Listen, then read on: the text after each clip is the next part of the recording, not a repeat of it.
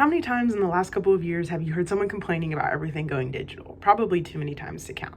With an increasing push to move towards a digitized society, many of our physical documents are being transferred onto our phones, tablets, iPads, etc. This change is not often embraced by many, but does provide many accessible and environmental friendly options that you just can't get with paper copies. Reading is a common pastime for many people and one that is quickly becoming one of the most easily accessible. According to Brewster Kahle in Transforming Our Libraries from Analog to Digital, a 2020 vision from March 13, 2017, the Internet Archive has digitized more than 2.5 million public domain pre-1923 books and made them fully downloadable, and 500,000 plus modern, meaning post-1923 books, available in the last 5 years.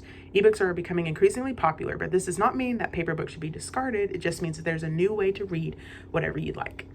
While my opponent pointed out some relevant and compelling information about the need to keep our paper books in rotation, the lack of appropriate context and generalizations about reading comprehension cause the argument to not fully address the entirety of the issue about reading style. My opponent began her speech by defining the term better and what it means in this argument regarding readers. It was defined as more beneficial for readers.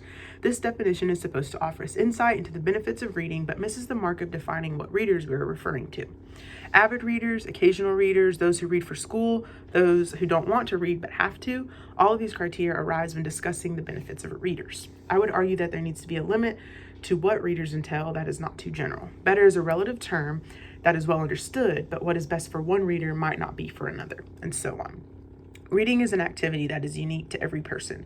What is considered to me a reader is different to what is considered better for you as a reader.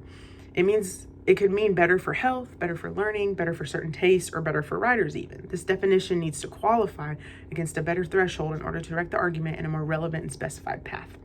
Benny Self-Publishing, on their webpage 13 Different Types of Readers, Where Do You Belong, from November 30th, 2021, discusses the different types of readers and how they take in information. Holistic readers view literature differently than readers that read word by word. It is important to make a distinction between these types of readers in this case because we are discussing benefits, which are subjective.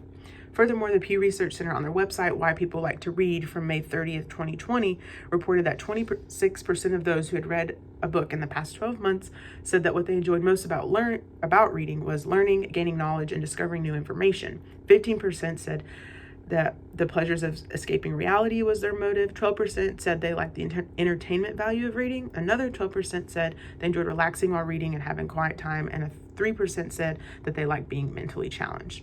This is not even a comprehensive list of all the reasons that people like to read, which further highlights all the benefits they get from reading that have nothing to do with its form. The term readers needs to be contextualized because the content of books does not change from physical to digital copies, and they do offer the same level of satisfaction. Therefore, without qualifying readers, we then cannot qualify what is considered better.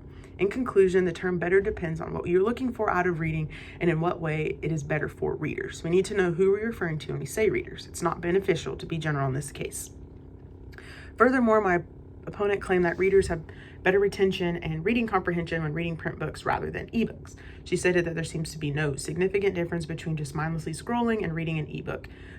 Also, that comprehension is better because we're able to make connections in our mind with paper print. I would argue that ebooks are better for some people to understand and comprehend certain material. While reading comprehension is increased in some readers, that is not true for all. Many individuals struggle with reading paper books due to dyslexia and reading disabilities. There are some specialized situations where ebooks outperform physical books. Some of this depends on personal preference or of the individuals, says the Print Authority in ebooks versus printed book, which are better, from June 11, 2022. Catherine Drummond reports on the webpage Reading Rockets from October 5th, 2019, that reading disabilities likely occur in at least 20% of the population, which is a pretty large chunk.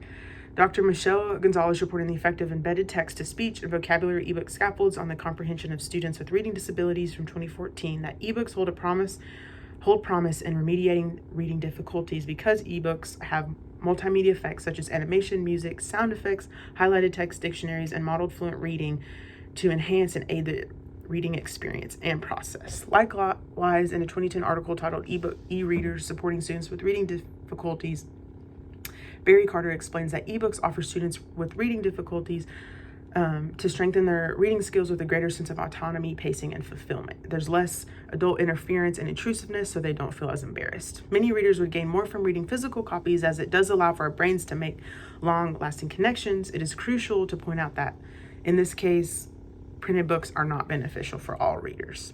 In summation, ebooks offer a beneficial alternative to print books for some with reading difficulties and disabilities, while not sacrificing the interactive nature of print books. There is a distinction between mindless scrolling and reading digitally because of the settings embedded into ebooks today that create the same feel as reading a physical copy, such as tabbing, highlighting, and those type of things. While my opponent presented valid arguments about the increased understanding that paper books bring, the lack of acknowledgement that this is not the case for all readers is essential to inspect. Today I offered a clear threshold and showed a way in which a certain application didn't give the whole picture. There's no doubt that paper books will remain in our world in abundance because of the joy and nostalgia that they bring, as well as the many physical benefits that they offer. However, ebooks are here to stay, and they will increase in popularity as time goes on. We can embrace the benefits and preference of ebooks for some people and understand that a digital library should not be thought of in a negative way, but in a progressive one. Thank you.